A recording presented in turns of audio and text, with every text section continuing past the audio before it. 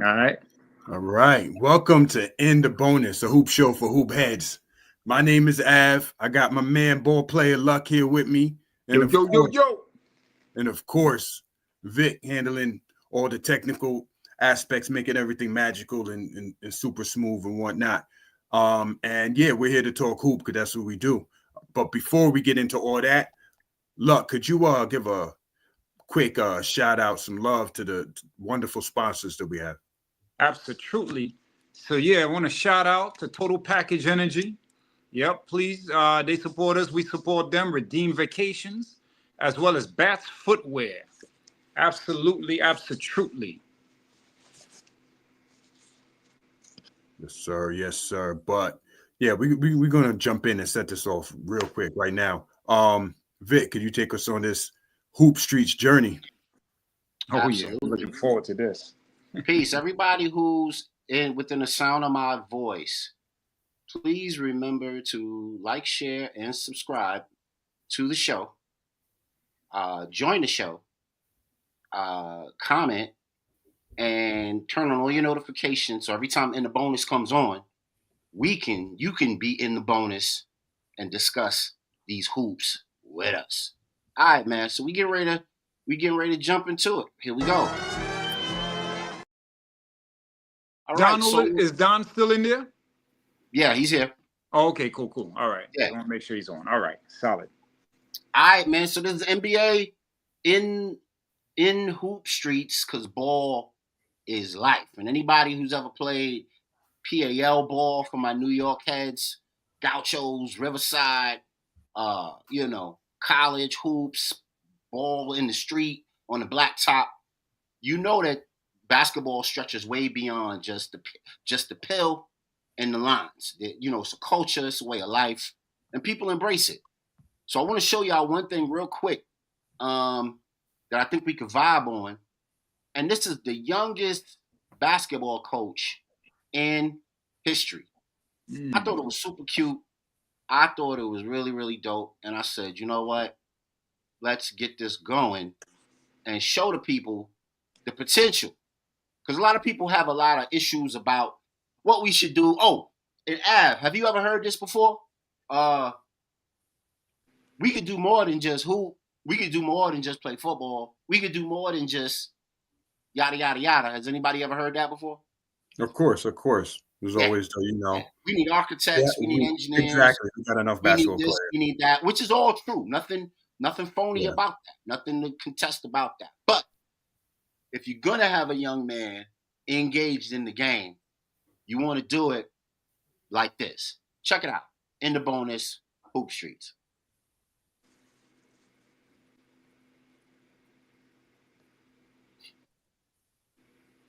What up, Don? What's going on, Luck?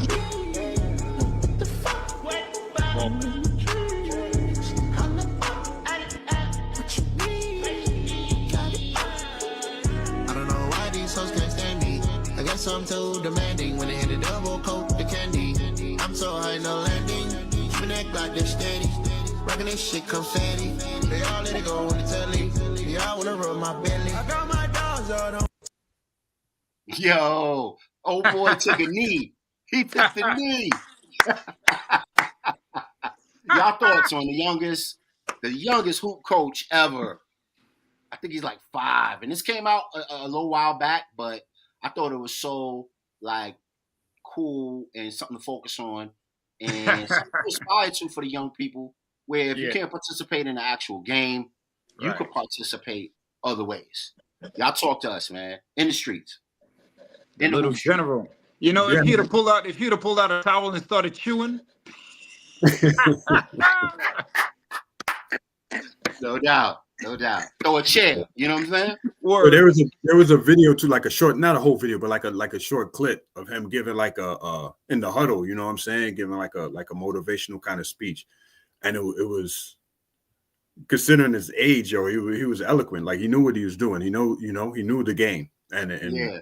That's a long clip, wow. so I just decided to shorten Yeah. it to that, so you can actually see his antics on the sideline. And I think the young brother is dynamic. Don, what do you think about the youngest coach ever, bro? What's your thoughts?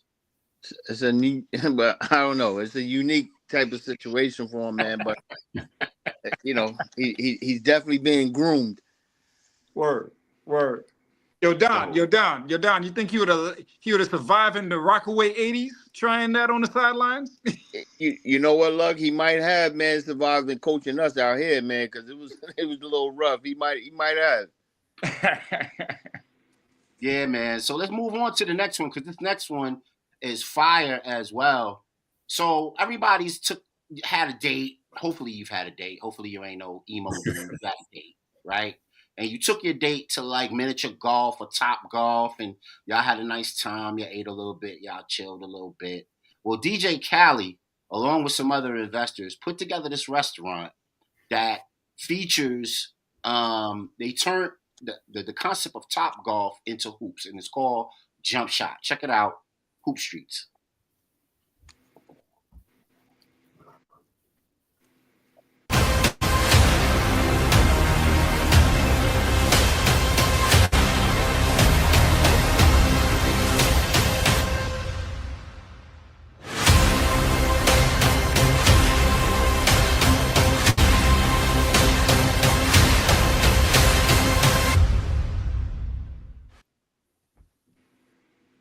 Which I think a theme restaurant totally.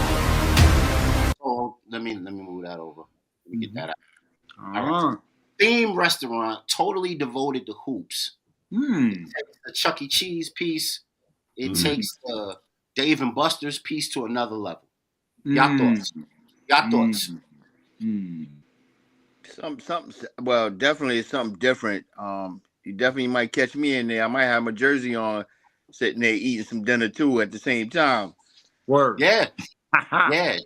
You know what I thought, Don, when I saw that? I thought about people creating like leagues. Like, you know how you have bowling leagues? Mm-hmm. And then everybody comes in a little bowling shirt, ugly bowling shirt, and you bowl. That's old school. I don't know if the new cats is doing that, but you could do it similar to this. You know what I mean? Like, you know, I don't know if Don is a Knicks fan, but all of us here are Knicks fans. Everybody come in a little Knicks shirt. You know what I mean? I'm a sport my number 8.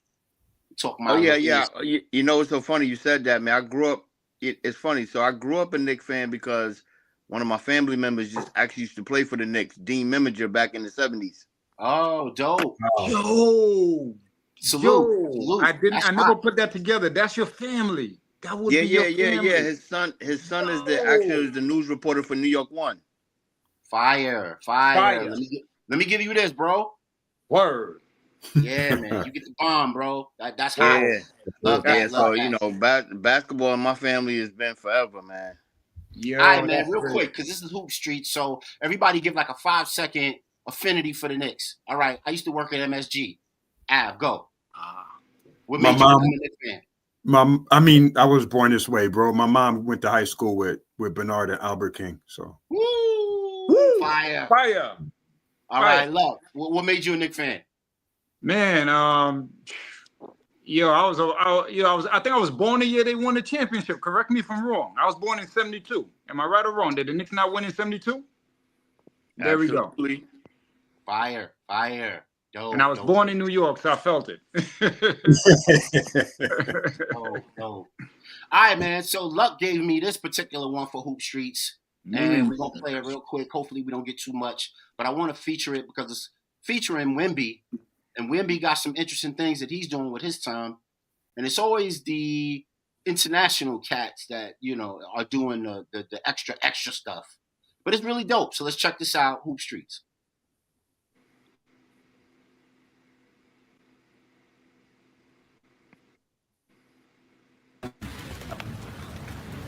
But I all right. It's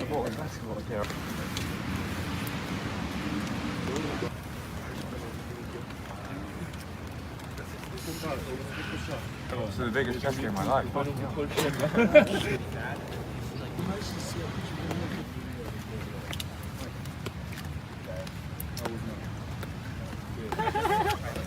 Get a big. When I get my love of chess. Your love of chess, yeah. I don't know. I just started playing when I was like 7.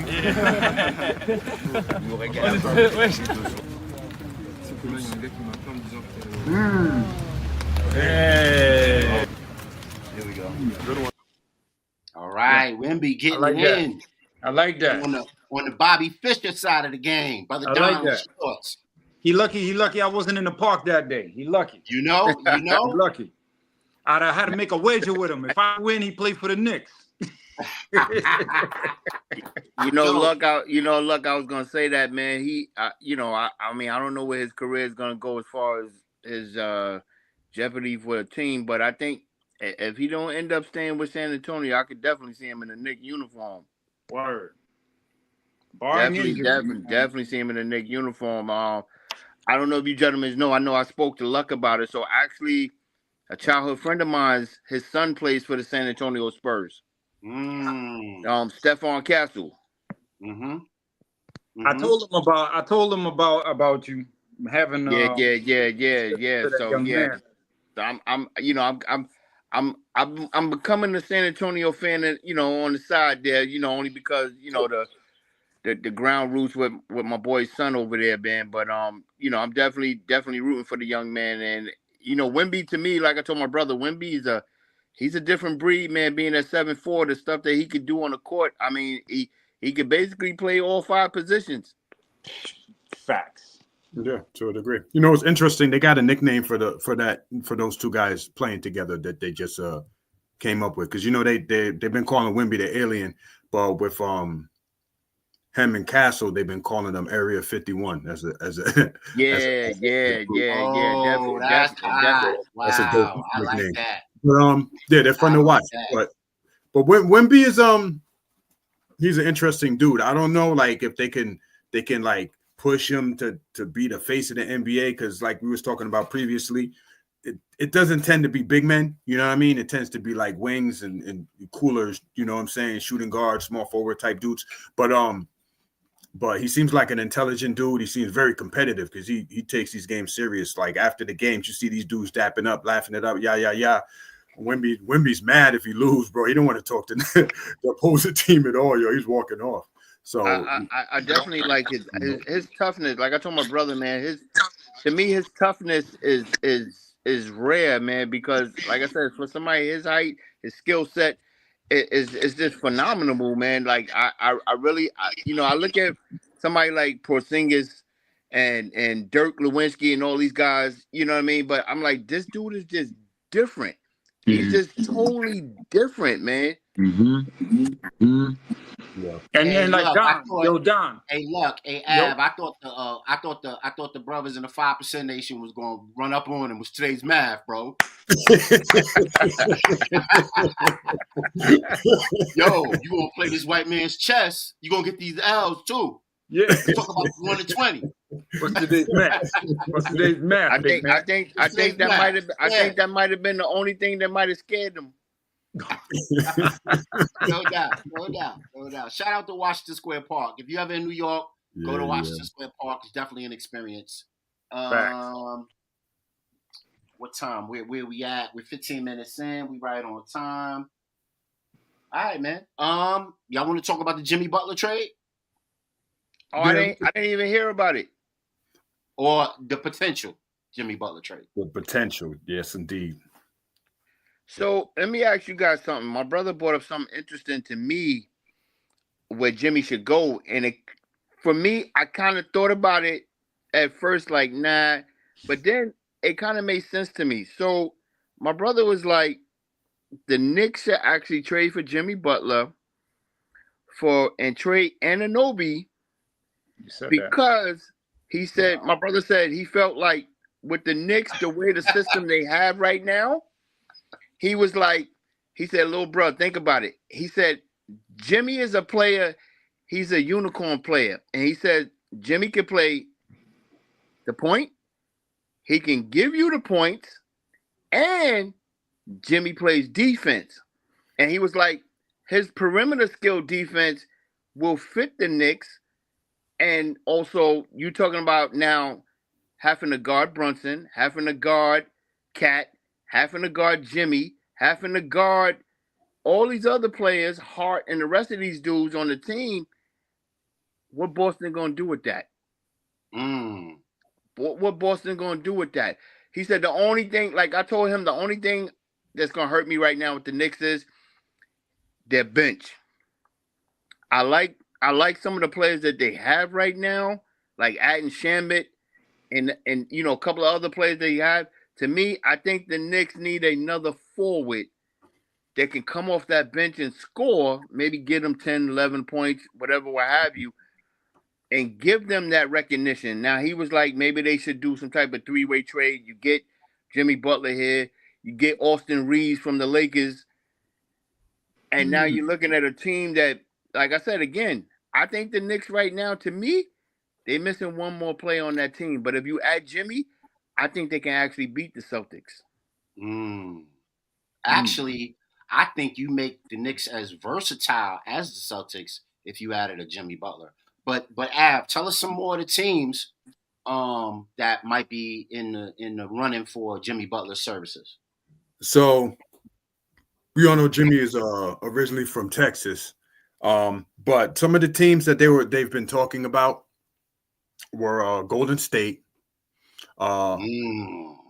which that'll probably be pretty good. The thing with Jimmy is that he's not quite at he's aging, bro. He's not like if it was 3 or 4 years ago, this different. And also Jimmy is known regular season, he don't play as hard as he does in the playoffs. So, he kind of like chills until the playoffs come.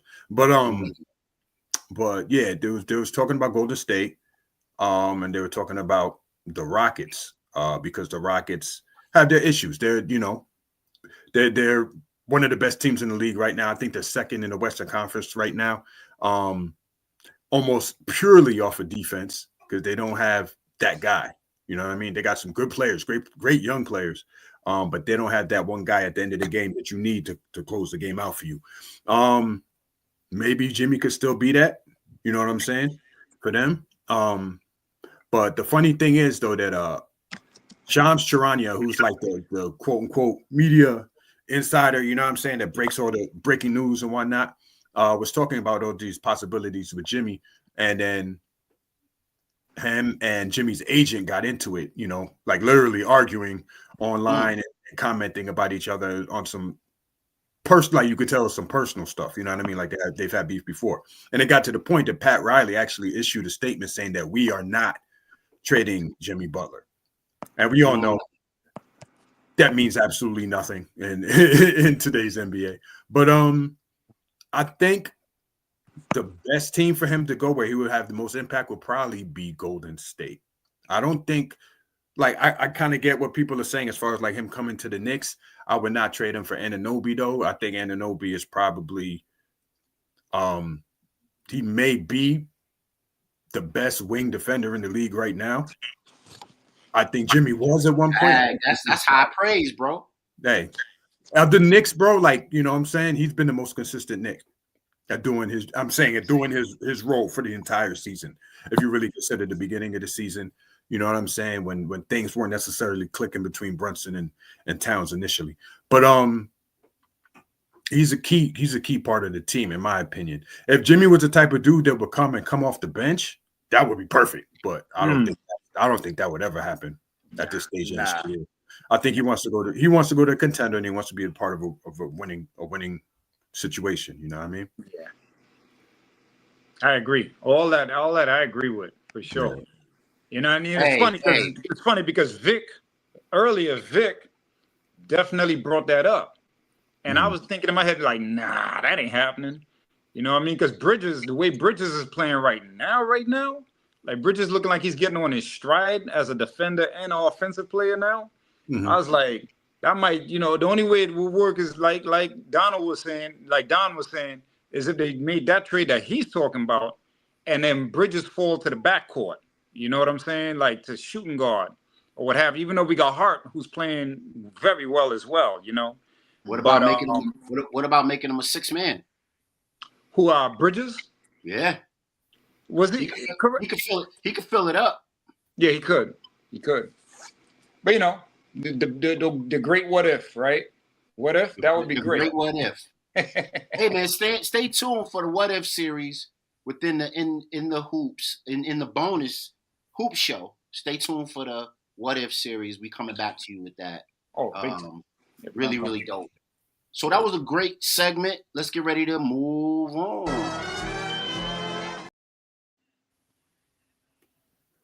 Yeah. All right, man. So we're back in the hoops in the bonus hoop show for hoop heads. If anybody wants to join, the link below, StreamYard.com, I5 FBX 6 SCWA. That's the way that you can get on the stage and rock out with us. We got plenty room for plenty folks. Let's get into it. All right, man. Av, I'm gonna give it to you, bro. Here we go. All right. So let's get into the games of the week. And yeah. This week, well, we're gonna talk about the Christmas games because they was a joint, man. They were exciting, they were entertaining. Particularly one game stood out to me, and that's the Knicks versus the Spurs. That game was live, it was back and forth. You had everything you want in the game. You know what I mean? You got the duel between Wemby and Bridges. Wemby, his first Christmas game going off. The much maligned Mikal Bridges finally lighting it up. You know what I'm saying? Kind of having a breakout game, even though he's had a couple good games before offensively, but this was like none other. And yeah, the team's been back and forth. And you know what? On the low, it's kind of ill to say that Towns didn't really have a good game when he had hold on, I got the stats right here. We're saying he didn't, it kind of looked like he wasn't having a good game. He shot 9 for 16, didn't really hit his threes, but he gave you 9 rebounds and 21 points. You know what I'm saying? And it was like, oh, he didn't stand out. That's the standard that him and Brunson have been playing at thus far. But yeah, Bridges went off, man. He had 41, 6 for 9 from the 3-point line, 17 for 25 overall offensively, was doing his thing. And we definitely needed it because Wemby was incredible. You know what I mean? First Christmas game ever, 42 points is crazy. In the Garden is crazy. You know what I mean? Yeah, 42 points, 4 blocks, 4 assists, 18 rebounds. 16 defensive rebounds, but 18 rebounds. And yeah, the only, people say he shoots too many threes. He went 6 for 16, which isn't exactly super efficient from the 3-point line, but 7 for 4, getting up 16 3-pointers is kind of insane. He shot 16 for 31 overall. It was a great game. Went down to the wire. The Knicks ended up winning at the end. Yeah, what did you brothers think, man? I'll let Don go first. Yes, sir. Like I said, man, the guy is just unique. I mean, my wife, like last year, she took me to a Knicks game actually against San Antonio, and I got to see him in person. And I'm just looking at this guy, like the height, his structure of his body, and I'm like, how is this dude doing what he does on the court? And he's not slow. Like you would think at that height, and you would think he'll move up the court, kind of sluggish, but he does not. I mean, the guy is a pure athlete, and it's God-given talent, man, that he has, man. I mean, the dude is just special. Like I told my brother the other day, I'm like, what I like about him is not the rebounding, not the block shots, because we know he could do that at his height, and this is expected of him. What surprises me is his softness with his jump shot. Like the guy's range, even like you were saying against the Knicks game on Christmas, he shot from like if he was Stephen Curry. Like the dude was shooting from like half court, and it's like all net, and I'm like, how is this possible? Yeah. Well, it's more along the lines of what Av alluded to in the past. These dudes are playing a professional circuit before they even get to the NBA. Yeah, that's true. You know what I mean? So they have all kind of experience with, different things. And then they get to see the weakness of the NBA too. You know what I mean? Well, So I say that, Vic, because you're so right about that. Like, all of us, we grew up watching basketball from the late 70s and the 80s. And as you know, like, the fouls back then are not accepted now. And how you bump somebody and all of a sudden it's like a flagrant or something like that. Whereas supposed back then it was more allowed. So like you said, with the new generation, I guess even overseas, they're more practicing on the shooting and the scoring, and that's what it's about, I guess, to bring the fans in. Where it's opposed to, like I said, back then it was, the toughness with the rebounding and the defense and you locking down the best player on the court. Mm-hmm. Facts. But let's not get it twisted. They can learn a couple of things too, because I'm not crazy about the defensive international game. Right. Yeah. You know what I mean? I think this era is more about. I mean, that's what it's called. It's the space and pace era. You know what I'm saying? Right. So like when you got somebody like Wemby out there shooting threes, what he's doing is, whether he makes it or not, the other big has to adjust. It's the same effect Porzingis has. The other big has to adjust. You got to step up. You know what I mean? That opens it up. For, if he gives that pump fake, swings the ball, that opens it up for Castle. That opens it up for Champagnie. That opens it up for Chris Paul to get to the rack, to get to the mid range. You know what I'm saying? Right. And and that's what the Knicks do. That's what the better team, the better offensive teams. That's what they try to do. Because it's not like he'll get in his bag, but he's not like Jalen Green in Houston where he's coming down like ha tween behind the back fadeaway three. You know what I'm saying? He's taking 9 out of 10. He's taking decent looks. You know what I mean? So. Hey, we want to welcome Sean Stafford to the show. What's going on, bro? What's up, y'all? What up, Sean? How y'all doing? All right. I'm sorry I'm late, man. I got home from a meeting. You know what I mean? And I had to take a little shower and stuff. No sweat. Yeah, Yo, Dom, yeah. man, so we in the middle of talking about these Christmas games, man. Oh, and we were talking about the Knicks versus San Antonio, the highlights, the lowlights, the in-betweens. Mm-hmm. Yeah. I didn't really catch those games, but from the looks of things, like when Chris Paul was telling Wemby, look, man, come to me. You know what I'm saying? Like off the pick. You know what I'm saying? Like kind of like a John Stockton, Karl Malone high pick and roll thing. You know what I'm saying? Mm-hmm. And Rick Brunson's son was talking about what? Well, shoot, I need to come off the pick. You know what I mean? He can come off the pick, whatever. Like he was on the team or something. Yeah. Mind games. And then Chris Paul had explained to him that, you already know he gonna get the ball from me. You know what I'm saying? Right. And I was like, wow, ain't that something? But man, Wemby man, that's Wilt the Stilt, Jabbar, Bill Russell. I mean, because you got to look at it as far as athleticism. 2 of the people who I mentioned were world-class athletes. They didn't have to play basketball. Indeed. You know what I'm saying? They could have just done the Olympic thing their whole life. You know what I'm saying? And then with the toughness and the rebounding of the era of Bill Russell and them, you know what I'm saying? Yeah. And then he got a little bit of that Dirk in him. You know what I'm saying? Got some Dirk. He got Dirk Nowitzki kind of touch. Yeah. I'll give him that. But man, I'm telling you. And in this game today, he might top Wilt. And we might really see 100 points. You think so? Come on, man. The boy could dribble better than half of the guards in the league. I'm not even going to say 50%.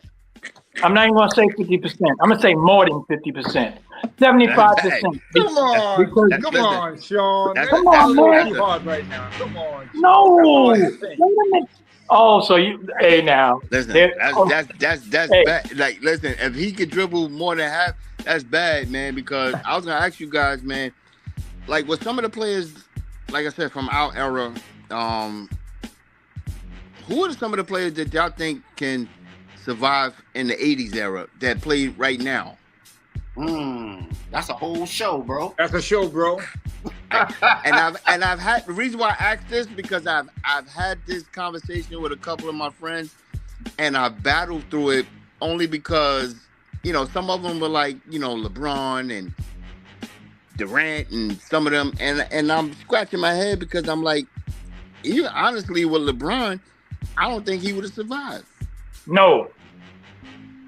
He would have been the one. That's just my opinion on it, but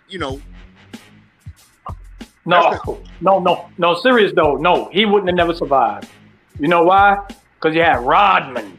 You had people that can run and jump and get in his ass. Remember, Rodman is the most defensive person in that position in life. Period. No one could outdo it. That's why they're trying to make another Rodman with Draymond Green and that light skinned dude with the puberty going on. But they could have done it. They could have done it. Listen.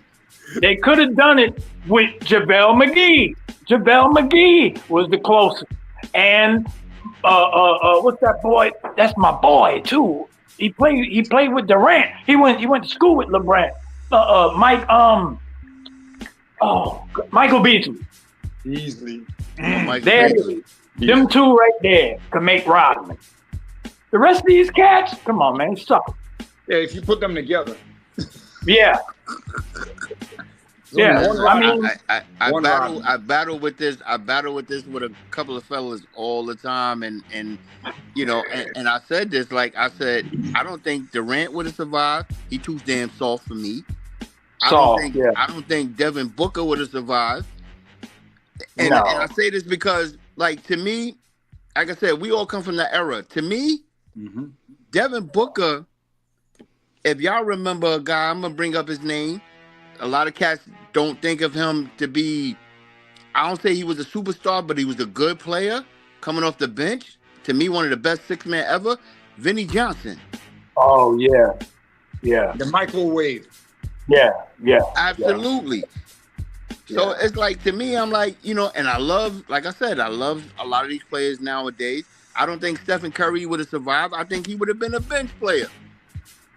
You know what? Well, you know what I'm gonna say? Let me jump in real quick. Because of the rules. Av. I'm gonna let Av have this one. Get him, Av. Get him. I disagree because I think it goes. If you're doing that, then it goes both ways, bro. I feel like if you're a legend, if you're a great, I feel like great players could play in any era, both ways. You know what I'm saying? I don't think that's the debate. If you're gonna look, he would have been like Mark Price. I think to a degree, but he's a better shooter than Mark Price. Oh yeah, sure. But I'm just saying because his pattern of game is already like that. He's taller than Mark Price. You know and what I'm he's taller than he Mark looks small.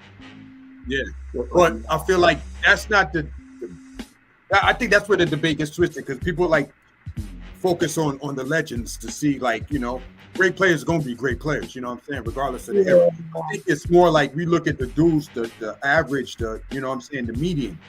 You know what I'm saying? No, none of them are where those dudes could go, either generation to either generation. And that's what that's the debate should be, in my opinion. It's the defense too. You know what I mean? Remember, they could hold on, they could hand check so they can squeeze our ribs and and cause all type of disruption. But I mean, the most defensive era really was the late 90s into the early 2000s. If you look at the average scoring, that's the lowest. You know what I'm saying? I definitely agree with that. I agree. The offense was because they had gotten rid of the illegal defense, but they still had the hand checking, and Cats wasn't opening up the court shooting threes. So he was like ISO ball. Almost against the zone. I agree with you, Av. Because I would say like you said, like that late, I would tweak it and say probably like starting from 03. Yeah. Is where the defense really just it wasn't no defense. He's right. Yeah. It wasn't no defense. I agree. And we're talking about that's when Melo and Dwayne Wade came into the league. Mm-hmm. to me, it wasn't because, like you said, everybody turned into an ISO player. Everybody wanted to be that man on the team, and it wasn't about the team no more. Yeah. That's what I'm saying. If you look at the scoring, if you look at the scoring averages, that era is lower than it was in the 80s, as far as like team scoring. You know what I'm saying? Final scoring. So I mean, ultimately, like, I think cats like LeBron would have survived back then. Okay. Durant probably would have been honestly would have been an anomaly. He might even have been played what I think he should play was as a 2, as a guard. You know what I'm saying? And just like vice versa, you know what I'm saying? If you take a dude like Jerry West, you drop him in any era, he's going to get busy. Ooh. Yeah. You know what I'm saying? Get it. I feel like when you talk about like the elite of the elite, you know what I'm saying? If you take Curry and put him in the 70s, he's going to get busy. You know what I'm saying? In my opinion, you know? I do reserve the idea that the greats, I agree with a lot of things you guys are saying, and I do think the greats would make the adjustment because they're great. You know what I mean? Like, I wouldn't take Louis Orr. I wouldn't take a Louis Orr from the New York Knicks and say that he could do that. You know what I'm saying? Because he can do it in his own era on a high level. You know what I mean? So, but word. I like this. This was good. A lot of these cats is, like I said before, this is business ball. Okay, one thing I should say. Remember now, Jeff Teague said this. Jeff Teague said he went to the game and he wore Jordans, right? Mm-hmm. Jordan looking at him like, where'd you get those from? He goes and changes them. Jordan see that shit like, man, get the fuck out of here, you punk ass nigga. See? Business ball. Yes, sir. So speaking of business, we got a young lady on the show with her, and on the show with us right now. And Av, why don't you ask the young lady on the show right now what she thinks about the Christmas games? Yes, Miss Mystery Person. Who is this? Who is this that I'm speaking to? I need a name or You can unmute your mic, sis, and come on through. We want your opinion on the Christmas games. All right, maybe she stepped away. All right, we'll get her attention in a moment. But let's, in the interest of time, let's do this. Optimus Prime. Right. So, I guess we could push on. You want to push on to the next Christmas game, or we want to just jump right in? No, let's jump into because it's almost 8, so let's jump right into the top 10s. All right. Yes, this is the meat and potatoes, ladies and gentlemen. This is the real deal. So, we've had a series where we ranked the top 10 players of the modern era by position. Basically, the modern era is pretty much starting from when most of us started watching hoop. You know what I'm saying? We try to keep it in the 80s. So think like from the advent of Larry Bird and Magic Johnson to the current time. And right now we're up to the 4-man, the power forwards. You know what I'm saying? The dudes that get it in the paint, get them boards, get them tough buckets. Some of them do it differently and like to get it from range. But yeah, we're getting into the realm of the big men finally. And we're gonna set it off, man. Yeah, so what we want to do is we want to give our honorable mention and then give our 10 through 6 real quick, run it off in the interest of time, and then we'll get into the meat and potatoes of the 5 through 1. So y'all brothers go ahead and set it off. And Sean and Don, please tap in whenever you feel necessary, because I know you guys might have not put together a list or not. Yeah. All right, so I'll jump in first, right? Yes, sir. And check this out. I'm doing from number. I got 10 of them. All right, real quick. I'm gonna just run them down. But the way I'm running them down is meant to be the way I'm running them down. Number order, right? Well, you're doing honorable mentions. Yeah, honorable mentions. I'm just gonna gun through them. But what I'm doing is I'm gonna do it in number order. 11 being the best, down to 20. All right, real quick. So number 11, Kevin Love. Number 12, I got Terry Cummings. Number 13, Tom Chambers. Number 14, Derek Coleman. Number 15, Larry Nance. Number 16, Larry Johnson. Number 17, Sean Rain Man Kemp. Number 18, Rasheed Wallace. Number 19, Lamar Odom. And number 20, Jermaine O'Neal. Woo! That's what I got. That was And, Derek, consistent. and one quick little, super quick sidebar. Derek Coleman is my favorite power forward, but I have him here. I don't have him in the top 10. Listen, but that's my listen. I was about to step in there and kind of choke myself, man, because I was like, you got Derek Coleman in a position, but I'm like, again, I don't know what the criteria is. Is it going by longevity? Is it going by, their stature? Because to me, he was one of the best all-around power forwards I ever seen in my life. Yeah. So I'm gonna jump in real super quick. So Don, those that we just read, those are just honorable mentions. Just letting you know to further state it. And again, I got him at 14 out of the bottom, that bottom 10 down there, only because of injuries. Okay. So that's my case. I think generally, the criteria generally is like a combination of accolades, a combination of you just think they're nice. You know what I'm saying? A combination of what they've accomplished and their talent. It's kind of like a combination. You know what I'm saying? And not gonna lie, when you talk about these dudes, it gets tough. I'm gonna spit my honorable mentions. I'm gonna try to avoid the ones that Luck said, but I gotta throw Chris Bosh in there. I got Rodman in my honorable mentions. Paul Gasol, who's really a center, but he played the 4-2. Antoine Jameson gets buckets. You said Odom, right? Yes. You think you said Lamar, but yeah. I got Odom. I got Odom at 19. Okay. I gotta give props to Blake Griffin. Zebo, Zach Randolph, of course, one of my favorites, and of course one of my childhood favorites, who probably shouldn't even be on this list, but I just used to like dude, Jerome Kersey, rest in peace. RP. Yeah, and I got Tom Chambers on here too. I just wanted to say he's probably one of the original prototypes of the stretch forward. It's like a necessity now in the NBA. But yeah, those are my honorable mentions. Plus a bunch of the ones that Luck mentioned. I just try to leave them out. You know what I'm saying? But yeah. All right. So my honorable mentions, real quick. I'll run them down and I'll open up the floor for the brothers and the sister to tap in and give their honorable mentions. Amari Stoudemire, Sean Kemp, Tom Chambers, and then of course one of the people that made me fall in love with basketball. He was such a dope dude. When I used to work at MSG, he used to come through and give me fat tips whenever I give him a soda and popcorn. Charles, the enforcer, Oakley. Love that dude. I didn't even think about him. Wow. Yeah. Love that dude. What y'all think? What would be some of y'all honorable mentions for this category, real quick? I noticed that out of all three of y'all, and to me, he don't get his flowers enough, was Tom Chambers.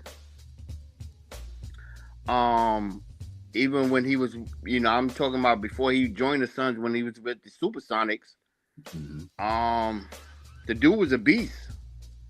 He was a beast. Outside of Larry Bird, he's one of the best white dudes I ever seen on the court. I got, if you want to add him I guess he was a forward. I got Xavier McDaniels in there. Spot Bill. Okay. Bill. That's a throwback, man. That's a throwback, man. I got Yo, hold on real quick. Sidebar. Wasn't he the first one to put hands on Jordan? Yeah. Okay. You talking about the X-Man? Yeah. Oh yeah. Yeah. I got and again, I guess what, like you said, AV, I think with the criterias, he didn't have a longevity, but he had the talent was there. I know you gentlemen remember a guy named Roy Tarpley. Oh yeah. I was just talking about him, man. 86 draft. Like he was a problem. He was definitely a problem. Leave that definitely love. crack alone. I definitely got Terry Cummings, man, because to me, Terry Cummings was a dude I hated seeing come to the Garden.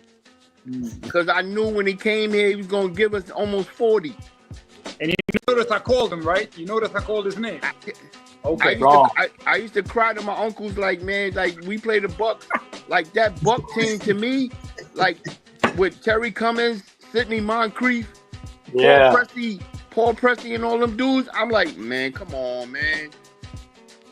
So, I got him. I definitely got him in there. And, across the round mound and rebound, Charles Barkley. Okay. Yo, Sean, honorable mentions. Give me real quick your honorable mentions. Like my man said, Xavier McDaniel. I like to kind of give what's our boy Bill Lambier. Who else? Kevin McHale. Okay. Definitely Derek Coleman, because he was actually the most innovative as far as being able to dribble, shoot the mid range, rebound. If you want to get tough, we can get tough too. Type of guy. He brought it to Jersey. And let me see who else there. See, after them, to me, I don't know, man. Well, this honorables, so it's all good. Yeah. Dwight Howard, when you put him at power forward. Okay. All right, run down your 10 through 6. Let's get into it. All right, so we're getting into the big boy noise now, right? Yes, sir. All right, big boy noise. All right, so I'm gonna do 10 to 6 right quick. So at number 10, I got Pau Gasol, 1 ring for Kobe. I got Chris Webber, one of the most versatile power forwards. Kevin McHale, one of the greatest low post players. Chris Bosh, very versatile. And Dirk Nowitzki, he was special. Generational talent. 7 foot tall Larry Bird type when it comes to shooting and whatnot.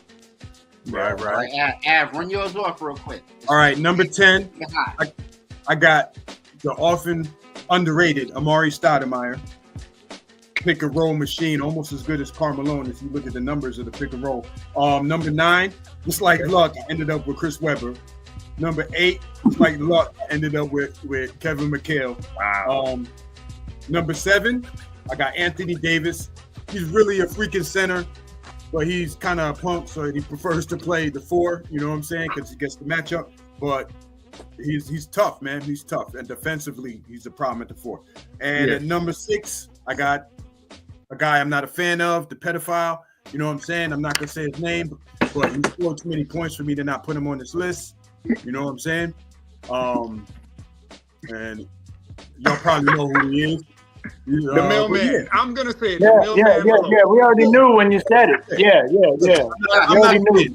I don't like Utah anyway. You know what I'm saying? Yeah. But, Yeah. I mean, Yo, I was a little slow in the chat. When Av put that in the chat, I was like, the who? The what? Yeah. Call Malone. Yeah. So let me run mine down real quick in the interest of time. Yes, sir. I got a 10-way tie. Darryl Dawkins. Okay.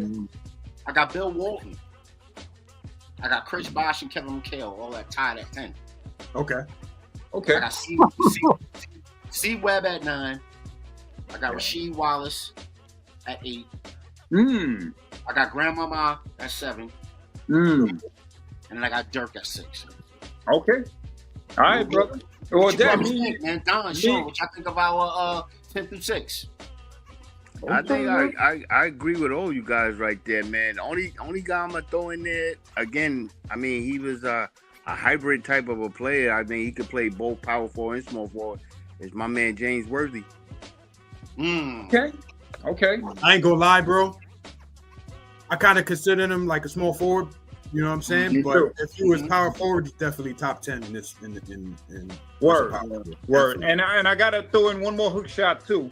With Worthy, it's funny because we had him in our small forwards edition, you know what I mean? But when Worthy was first coming to the NBA, he was going to play power forward. And he said from his own mouth that he was bragging because he was the number 1 pick. He was like the number 1 player in college. and he was like, "Yo, I'm coming through here and I'm gonna do my thing at power forward." And then he ran into Kurt Rambis, and Kurt Rambis gave him an elbow, put him on the floor, and then he looked at the coaches and was like, "All right, I understand where I am now." Yeah. No doubt. Yeah. I like that y'all put Carmelo in there because Carmelo didn't even have to dribble that much.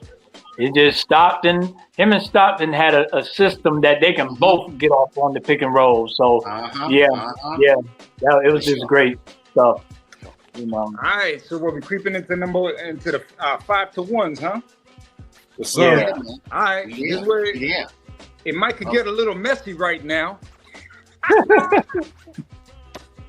All right, so my number 5 is the mailman that Scottie Pippen said don't deliver on Sundays. We got Karl Mailman Malone. Now, I'm just basing this on the man's on-court performance. Just putting my disclaimers out there. The Lord don't like pedals. Strictly ball. Strictly business. Right, Sean? This business ball, right, Sean? Yeah, business ball. Yeah. Front office stuff. The stop and pop, you know what I'm saying? Because, you know, like Stockton can hit him that pass or whatever. He could turn into a feathery jump shot from mid-range, or he could go to the bucket. And he was a low post threat and a rebound machine himself. Very strong fellow. You know, and I'm gonna tell y'all something. I don't like Karl Malone on the court because when he elbowed my guy Isaiah Thomas, I cut him off completely, bro. Like that was it. I felt that elbow all the way in New York. I ain't like that shit. No doubt. Okay. Word. My number 5, bro, is Dirk Nowitzki.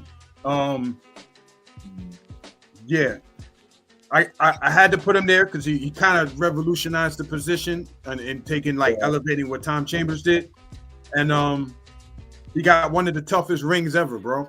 If you think about it, he beat Kobe. Yes. You know what I'm saying? Beat the Heatles. You know what I'm saying? Yeah, and he was undeniably the man on that team. Like, you know what I'm saying? There was some good players on that team. He was undeniably the star. He carried that team. He went on one. That was one of the greatest playoff runs from as far as the individual offensive performance. But yeah, that's my number 5. Yeah, I ain't got no problems with that one. My number 5 is Charles Barkley. I like that. Yo, Big Boy Chuck. Big Boy Chuck. And the reason why I chose Big Boy Chuck is because he played bigger than his britches. Yes, he did. He could, you know, if there was a fast break and he needed to play the 5, that wasn't a problem. Yep. And, you know, if y'all remember his 76ers days, that man played with, you know, bruised ribs and black eyes and busted lips. And back when the NBA was a brawler league. A man's sport. You know. That dude played through some crazy stuff, like he was in the NFL or something. So I got Barkley at 5. Yeah. That's what's up. I ain't got no qualms with that. I got him further up, but I ain't got no qualms with that at all. At least he's in the top 5. My number 4, and this might be where the controversy starts. Dennis the Worm Rodman. Oh, man. He defends all 5 positions. Yeah. He gave him hell. He antagonized. He pushed. He shoved. He might have even kissed and he might have even squeezed. I think he spit into the cameras or some kind of madness. Right, that part. Listen, he came in the league as a shooting guard. Honestly. That's what he was playing at first, a skilled position, a super skilled position. All right? Yeah. But then he became a power forward in a short time. All right? Rebounded bigger than his size. He was rebounding like a modern day Bill Russell. He was rebounding like a modern day Bill Russell and still a tough era. So Dennis Rodman is my number 4, the Worm. Championship tested. Yeah, man, I got the Worm I got the Worm at my number 4 too, man. Yeah. No disrespect, I don't know if it was a Christmas Day game, but when he put the cuffs on Shaq. Now point this way, Vic. Stephen A. voice. No disrespect. Bro, you know what? I got Rodman in my honorables, and initially, like we say, he could guard all 5 positions. He could at one point when he was in Detroit. You know what I'm saying? But as he got older, he focused more on guarding in the paint and guarded bigs. He didn't really guard on the perimeter in his prime. You know what I'm saying? He was locked down for like the dudes. You know, it was crazy that you had him guarding guys like Shaq and stuff like that. And got a lot of respect for him, bro. A lot of respect for him. At no point in his career was he ever the best player on his team. Yeah. And keeping it 100, like we count. You don't keep score by counting how many rebounds you get. As important as it is, the ultimate point of the game is getting buckets, bro. You know what I'm saying? So you know what? I'm gonna jump back in real quick. Hey, Yeah. Vic, I guess this is when you bring up that thing you was talking about, but all right. Yeah, it seemed like Don got some issues with the worm pick as well. Let's get All into right, it. Round 1. Hold on. Fight. You know, my thing is, Dennis Rodman. I honestly, I don't have no thing. My thing is, like AV said, he and you said it, Luck too. I look at today's game, and Dennis Rodman can play in it, Mhm. Yes, he can. and not only playing it, Dominate. he would actually, like you said, AV. As he got older, he couldn't do what he did with the Pistons. Now he would be able to actually do it with no problem. You think Because so? all of these players now are all finesse players. Nobody wants to play down low. Nobody really look at Embiid. You're 7 feet, 265 or whatever it is, and you want to sit here and shoot jump shots, my man. Yeah. Like Shaq said, what did he say? I'll kill him like barbecue chicken. Woo-hoo. Like these dudes the game, like you said, the game has just changed, and It's a different game. I don't know if it's, I guess some might say it's for the better, but I kind of miss that old school style sometimes. Mhm. Mhm. Mhm. Yeah. I miss it all the time. I miss it all the time. I And I'm miss gonna it all jump the back in real time. quick. Dennis Rodman, the reason too, I put him, you know why? Outside of the shenanigans, put aside all the stuff, the paint here and his fingernails or whatever he was into is his business, but put aside all that stuff. I could relate to him as a ball player because when I started playing ball, I was a Dennis Rodman. I was the guy that played against all 5 positions defensively. I didn't score not one bucket for the season. I grabbed all the rebounds, blocked all the shots, dived on the floor, and this is in public school.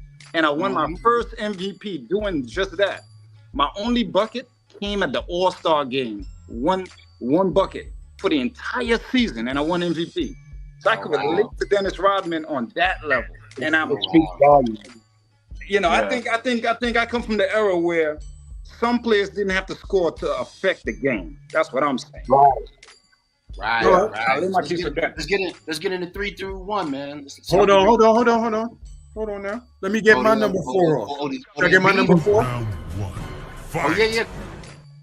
Gosh, Can I get my number 4? that's the old game. Oh no, my number 4.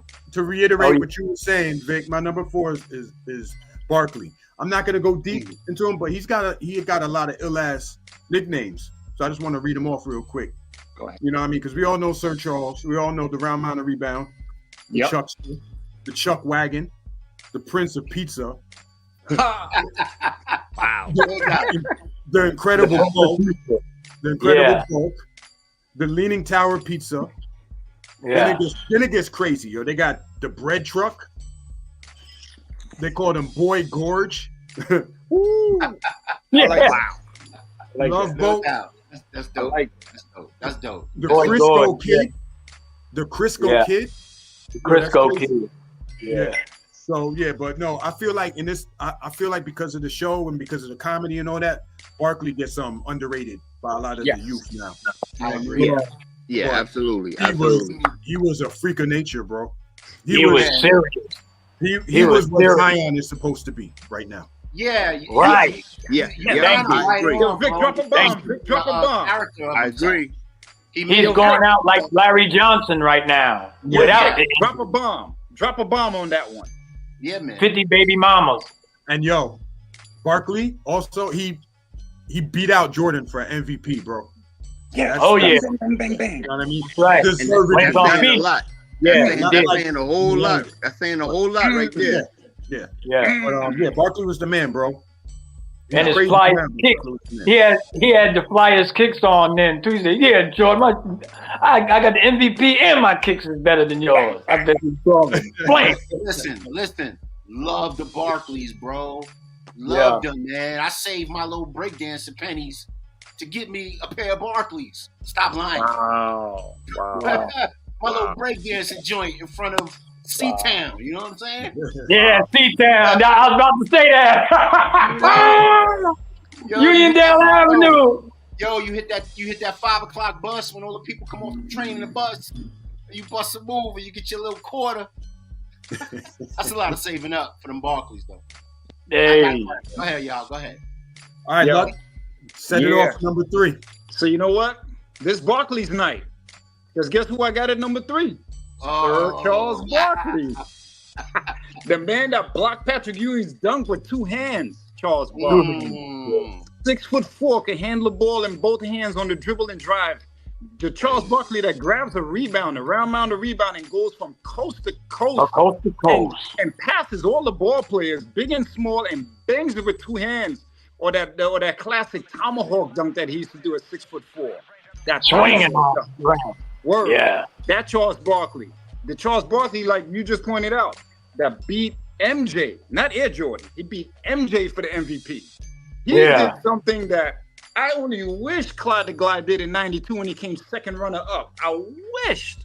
But Barkley came and did it. He beat that man for MVP. And you know what? Jordan hates it up to this day. It pisses him off that he lost that MVP to Charles Barkley. Up to this day, he cried wolf about that, bro. I think he even did it in his retirement speech that he was picking on Charles over there. So The Last Dance too. All hail Sir Charles. Dope. Av, who's your 3? My number 3, and this might be, moderately controversial, is Tim Duncan. The general populace has him as the greatest power forward ever. I ain't got no beef with that one. I don't have no. Press that Mortal Kombat. Mortal Kombat. My issue with him is that he's a center, bro. You know what I'm saying? He's a center, and but he's got the rings. He's got an MVP. I think he's got a couple of them. He's got 2 MVPs, 3 Finals MVPs, 15 times All Defensive. Yeah. I gotta, just off of accolades, he deserved at least number 3. But when he's finished, let me point correctly. No, here. When he's finished, press Mortal Kombat when he. Round 1, fight. All right, check this out. What you got? I have a problem with that. Okay. I concretely, emphatically disagree with that. Emphatically, no. I say no Timmy. No Timmy in our power forwards. Because Tim Duncan is a center. All right? It is stated. And I went and I researched. I got paperwork. Okay? It said Tim played center in high school and college. In the NBA, Tim played 63% of his career as center and only 56 at power forward. That was when he won the first title. Yeah. Yeah. So I can't argue that. He's a ringer. He's a ringer. He should not be. I can't argue that. I can't argue that. Thing, like my thing, the only thing I have with that look is I never seen him as a center. Never, even when he played at Wake Forest with my boy Stacey Castle, I never seen him as being a center, even in college. Because for me, I felt like he didn't have the strength there. I mean, the talent was there. I mean, they call him the big fundamental. I mean, but to me, just the criteria of him, I think what actually blessed Tim Duncan's career at the beginning was the fact that he had the Admiral. Yeah. He had David Robinson there, so he didn't have to face certain people at that position. So having that type of a talent as your center and David Robinson was a gift for him coming out of college, man, because I don't think he would have survived as a center. I feel like we're ignoring one big thing and one big person. All these dudes, So we could say Timmy. We could say the dudes we're probably going to get into Kevin Garnett. We could say Paul Gasol. We could say AD. All these dudes avoid playing center because of the physical aspect of it in their early stages of their career. For these particular guys in this particular time era, I think that was because of one damn person, and that person was Shaq. Yeah. They could not guard Shaq, and that's why a lot of these 350-pound, 7-foot bums was in the league. If you think about, I hate to call these people bums. I don't know them personally, but like I'm trying to think of random. When you got your tractor trailer. Nah, Robert Trailer. These 7-foot guys? It was just like 300 pounds. So it was just basically 6 fouls. Luke Longley.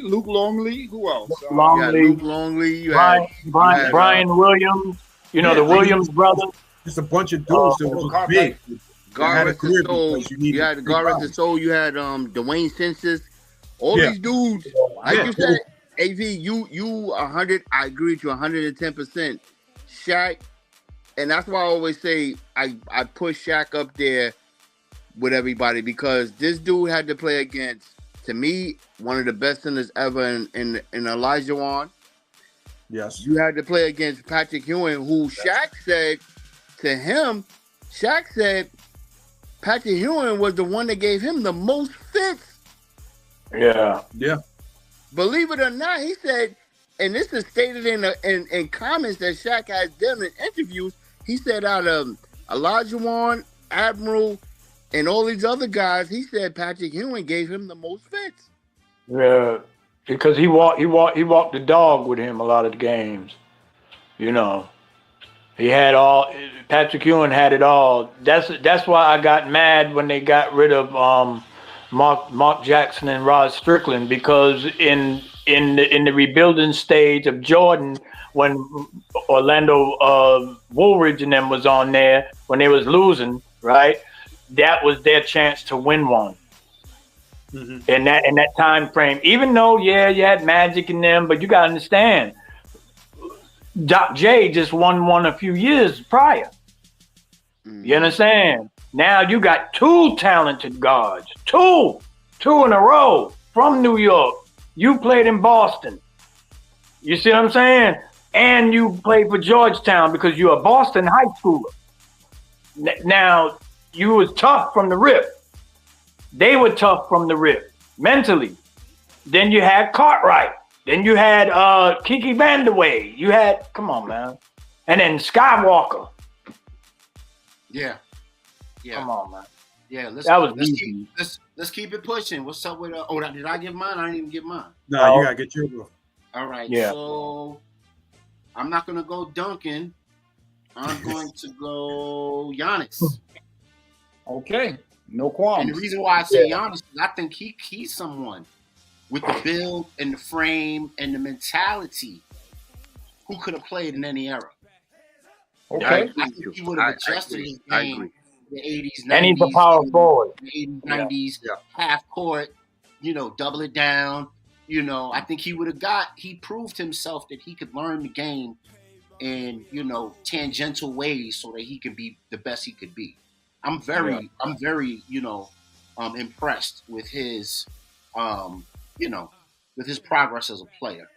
Indeed. As opposed to somebody like a Shaq who took his talent and body size for granted, and even up to the last year, he couldn't even get a free throw in, and that was just sad to me. So it's all that money Shaq will be my number one center. So, because if you can't shoot a free throw, you got to get up out of here. Yeah. That's just my opinion, But we moving on. Okay. All right. So number 2. Funny enough that I'm going to mention this guy's name. The Greek Freak is my number 2. And you know what? Everything you just said. What I love about the Greek Freak is like he's a freak of today, like Dr. J was in his time. The ability to go to the basket and not be stopped. Not saying he had the finesse of Dr. J, but he has the ability to get to that rim, a la like Dr. J minus the finesse. coast to coasting, dribble driving, and he plays the hardest in the All-Star games. In the last 10 years, he's the only one player that ever plays hard in the All-Star game. The rest of the guys play soft as Carvel ice cream in the sun. All Business right? ball. Business Like my ball. man Sean say. Business ball. Yeah, Business business ball. ball. But Greek Just Freak, get the alley-oop. You know. he's a bad man. Yeah. Look out. All Look out. around him. Bad man. Yeah. Bad man. Bad guy. Yeah. Av, who you got? I'm gonna go. See, this is tough because it's kind of a tie, but in the future it's gonna change because the future is the future. But I'm gonna go number 2, Kevin Garnett. Batman. I feel, and I'll give the reason when I say my number 1, I give you the reasons why that Garnett was number 1, and this actually was a lot of thought for me. But 4-time rebounding champ, 50-time All-Star. We know the defense. You know what I'm saying? He got an MVP back in his prime. He got an All-Star MVP. You know, I think his career numbers, like Shaq's, are kind of like dropped down because they played a little bit too long. You know what I'm saying? Yeah, he played too long. From what they should be. But can't match the intensity. You know what I'm saying? He had the heart, he had the grind, and the intelligence to know when he was on Boston, okay, I'm not gonna be the offensive focus, but I'm gonna play my role to the highest level that I can, and I'm still gonna lead this team in the defensive sense, in the rebounding sense. And that's when he won. But as far as skills, I think up to a certain point, up to a certain dude who I have at number 1. As far as ball handling, he's the best he was the best power forward at one point. Fellas, we got disagreements, man. What we talking about, Sean? What we talking about, Don? Disagreements? Agreements? Maybe I was actually waiting for Kevin Garnett name to come up. Yeah. I mean, maybe Odom was a better ball handler. Let me remix that with, you know what I'm saying, with the Rock. But prime Kevin Garnett, not Celtics Garnett, but Timberwolves Kevin Garnett. Oh, he was a monster. He was a monster. Remember, he came in originally that rookie year. He was a small forward. Yes, yeah. He was a monster. Yes, And you know, my thing with that, AV, was I thought at that time, actually, and you hit it, Sean. I thought Kevin Garnett and Stephon Marbury was going to be the modern day mailman and John Stockton, but more on the athletic side, because to me, both of those dudes is more athletic than Karl Malone as John Stockton. Yeah. And they had Terrell Brandon. They had Chauncey Billups. And They had Tom Gugliotta. They had Joe my man Malik Sealy. Malik Sealy, Oh, yeah. I forgot about that. Yeah. They had a championship during the time. The only thing that happened was when Kevin Garnett got that $100 million and Stephon Marbury came off the gas house with playing with Allen Iverson in the Rucker. That's what stirred up the garbage. Oh, my goodness. Not only that, bro, but because of the mentality of a KG and a Steph, I think they were mommied by the administration of the Wolves a little bit. They couldn't be all they could be. They had to make sure, you know, they had their dinner fork and their soup spoon, and, you know, their shirt was tucked in, and they wasn't going to court wilding out, and, you know, because it's a Minnesota thing. It's a bring the money people to the arena, business ball, like Sean say, business ball. Don't mess up the business ball. Yeah, that's true. Good if you got talent out the wazoo, but don't mess up the business ball. Yeah. Most of the league in the Midwest spots, they are business ball. They are serious. They are those guys, the Midwest teams from OKC all the way through, because you knew that because they got rid of Harden. Why are you gonna do that? Y'all almost beat Steph and them. Y'all were gonna beat them the next year. And then you would have had a championship after that, because you had Ibaka, you had Adams, you had Westbrook at his, oh my God. You had Harden, 6-man, twice on your team. Right. Kevin Garnett, scoring champion. Come on, man. And they all knew the fundamentals equally. Yep. Dope. Come on. Did I give we're at 2, right? Yes, sir. Yeah. Okay. So I'm gonna talk about the man that delivers the mail, that delivers without the milk. No Diddy. Karl Malone. Yeah. I got Karl Malone as my number 2. That's for real. Yeah. And they were unstoppable, man. 19 playoff appearances. So they didn't get a whole bunch of championships, but they was there every year. They were efficient. You couldn't stand them. They did the same thing every year. The league couldn't stop them. High pick and roll off the baseline. You couldn't do nothing with it. And don't let him get a turnover and the mailman coming down with his hand behind his head. It's 2. It's 2. Yeah. You ain't even got to think about it. Yeah. Signature hammer gun. All he needed was to be like a Dirk or a KG and develop a little 3-pointer, and then it would have been crazy. Then we would have been talking about a whole other thing. Yeah. You know, they were so unstoppable with what they was doing on the Jazz that And he was a lot quicker. He was a lot quicker than a lot of people give him credit for. Right. Yeah. To be that big. Yeah. Right. And before Shaq, he was the shot that nobody could do nothing with. You couldn't deal with his size coming down the lane. You ain't want to be nobody's Dr. J's poster. You ain't have to buy the poster from Dr. J's with you doing some half jump and then Malone killing it on you. He was I don't know if y'all remember VIM and Dr. J post, VIM and Dr. J's, and they used to sell little hoop posters in there and whatnot. Oh yeah. With LA Gears on. Right. Got lit up.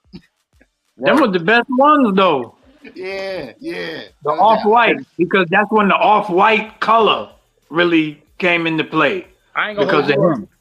Like Don, I'm shaking my head because that was no pass go in Queens. I think them would have been the only pair of sneakers I would have actually hung on my Christmas tree because that's how far they lit up. Yeah. No doubt. Sean had talked about what was the you said spot belt. I was surprised you didn't bring up them lottos, bro. Oh yeah, the ones that them cheerleader lottos. Yeah. Everybody had white. Yeah. I was the only one in Hempstead that had black. Yeah. I had black ones that they see. That's how I knew that there was cheerleader shoes. See, because during that time, right, they were just letting the men cheerlead. It just wasn't in no black schools. But that's how I got them. I went like East Meadow, and I got them out there. Okay. Yeah, because Jamaica Avenue, no white. That's it. Yeah.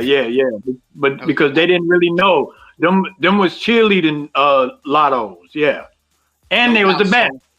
So we in overtime right now. So we want to wrap this up as quick as possible. Let's do our number ones. Okay. Let's get a little bit of feedback and let's get ready to close it out. All right. So the reason I didn't debate the Kevin Garnett at number 2 is because my pick for number 1 is gonna by nature debate that anyways. You know what I mean? But my number 1 pick is the big ticket, Kevin Garnett. All right.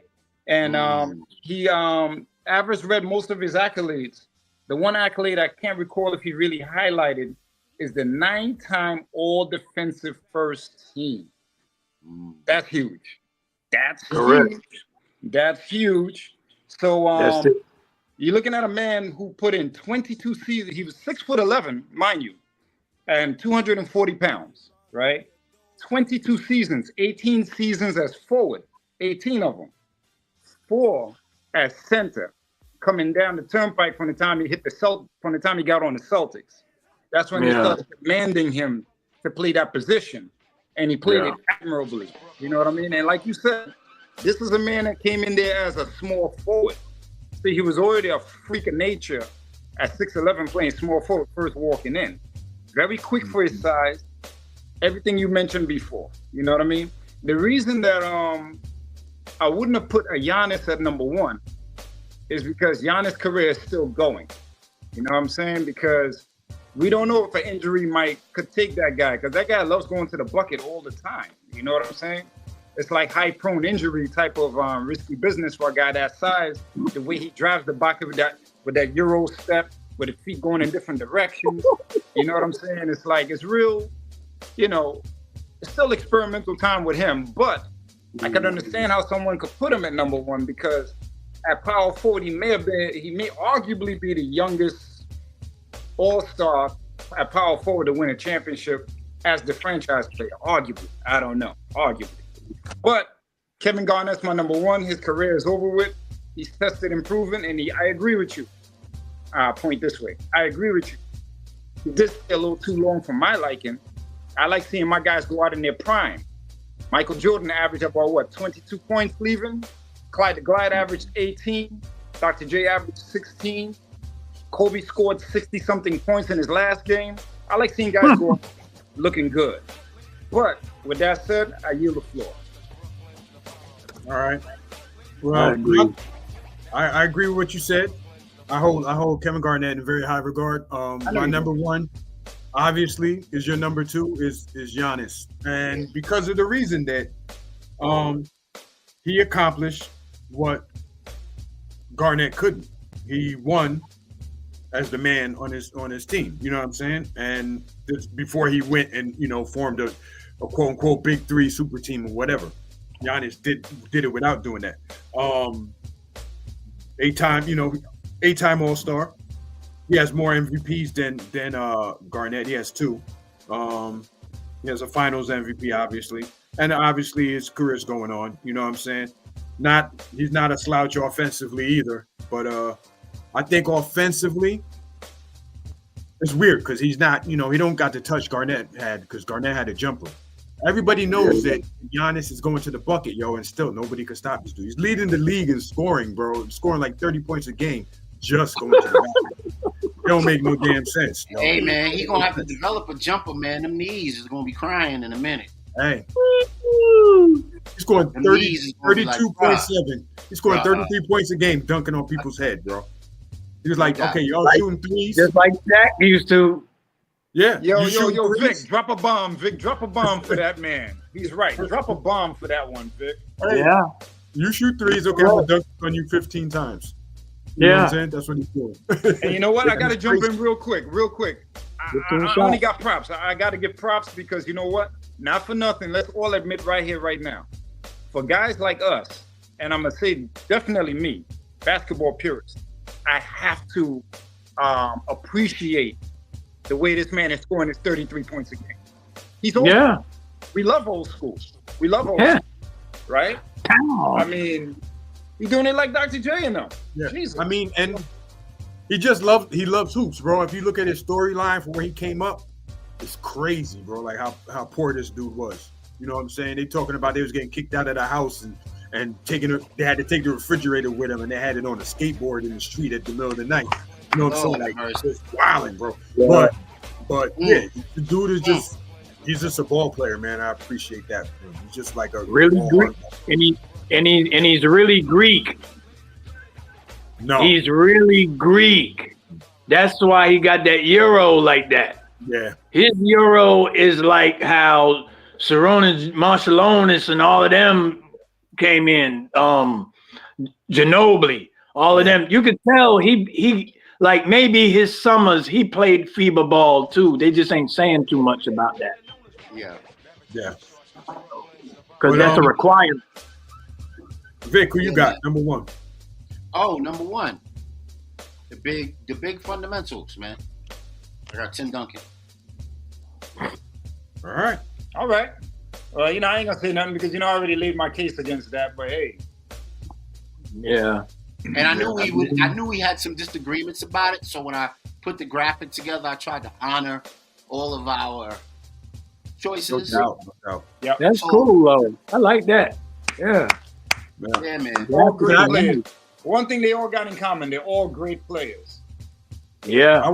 Can I say one thing about this that I've noticed as we do this top 10 series? If you look at the best players, bro, 9 out of 10, they're big for their position.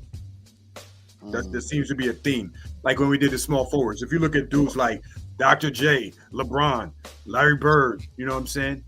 They have the size to play power forward. Yes. You know what I'm saying? Facts. And then Facts. we look at these guys, we look at these power forwards, they have the size to be centers. You know what I'm saying?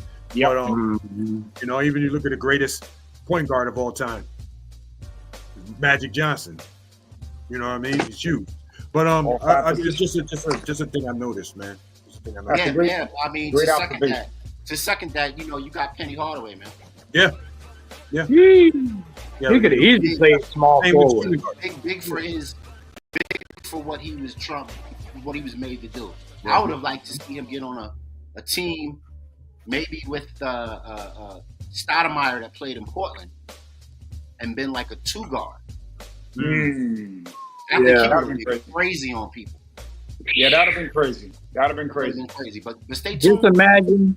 Just imagine if Stoudemire would have stayed at Toronto when they were doing all of that daggone drafting. McGrady and Carter. And Come on, man. Yeah, he was already going up there on them too. He was dunking on people too. I want to ask you guys' opinion. I'm gonna give you a backcourt that I think that would have been nasty had he stayed healthy. And in Portland, that would have been Damian Lillard and Brandon Roy. Yes, sir. Agreed. Brandon Roy was a problem when he was healthy. Bro. Yeah. You see the guy I'm pointing to? Right now? Yes, sir. Yeah, he was talking about Brandon Roy. We're gonna talk about that in the future. Yeah, we're gonna do it. Brandon Roy. We got Greg another Oden. segment that we're gonna call "No More Props, We Want Property," and we're gonna do something on Brandon Roy, and Averitt's gonna lead that off. And you guys, Marcus Aldridge with them. That's a nasty team. Yeah, got you. But in the interest of time and everybody's, you know what I'm saying, valuable time on this beautiful Sunday night, man, we're gonna close this out, bro. Yeah, appreciate you guys, man. Appreciate you and appreciate everybody coming y'all, and being man. a part of this. Yeah. My man Sean, my man Don, thank you for joining us. You know what I'm saying? We appreciate you coming and chopping it up with us. And everybody out there, share, you know what I'm saying? Comment, subscribe. Please get into the show, grow with us. You know what I mean? And from myself, Luck, Vic. Oh, Luck, you want to say something, bro? Go ahead. I just want to shout out, give Chevy a shout out because I know she was participating. Man, don't give her no shout outs, man. Now, she's laid a comment. I saw a comment. Don't give her no shout outs, man. She want me to put Kwame Brown in my list, bro. Hey. I want to give a shout out to Joanne because Joanne was going to jump on here, but she got busy. But she was trying to jump. She would have jumped on, so I want to give her a shout. You know what I mean? And Vera as well, who wanted to come on but got busy as well. Listen, AV, you put Kwame Brown. You might as well put Chris Dudley. Hey, I was gonna say like Stephen A. Smith, Kwame Brown. You know what I'm saying? Yeah. Oh, you got that good, bro. We gotta do a segment and you imitate Stephen A. Kwame's worst. What happened with him is that they put him on the Wizards, and they wasn't ready for Jordan. On Jordan's we Wizards, gotta get you a George Jefferson wig, and then you can do your Stephen A. impression. Word. No disrespect. That's blasphemy. That's just blasphemous, ludicrous. Yeah. But yo, we could go on and act crazy all night, yo. Let's end this, man. Indeed. Peace and love from Happy New Year. Happy New Year, y'all. Happy New Year to everybody and your families. Thank you. Peace. All right. Peace, brothers. What's up? Hey, man, make sure y'all like, share, subscribe, comment, and turn on all your notifications so y'all can rock out with the bonus. Peace.